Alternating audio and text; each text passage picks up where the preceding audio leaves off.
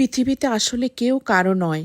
সময়ে অসময়ে, প্রয়োজনে অপ্রয়োজনে যেমনটি করে কিছু সম্পর্ক রঙিন সুতোয় বাঁধা পড়ে, ঠিক তেমনই করে কিছু সম্পর্ক মনের অজান্তেই পর করে যায় দূরে সরে। তাই তো অনেক ভিড়ের মাঝেও অনেকে বড্ড একা, শূন্য মনে খুঁজতে থাকে পিছনে ফেলে আসা কিছু স্মৃতি, আর হাঁটতে থাকে জীবন নামের সুদূর পথ যার গন্তব্য দূর, বহুদূর। বাস্তবে যেমন কঠিন ভয়ঙ্কর, ঠিক তেমনি আবেগও ভীষণ খারাপ। পৃথিবীতে কারো আপন হওয়াটা খুব সহজ, কিন্তু কাউকে আপন হিসেবে পাওয়াটা সত্যি চরম কঠিন।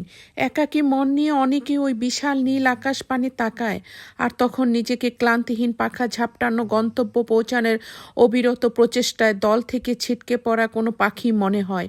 জীবন হলো সুদূর অচেনা পথ, আর সেই পথের অচেনা ও একলা পথিক আপনি, আমি, আমরা অনেকেই। শুভ দুপুর, সবাই কেমন আছেন?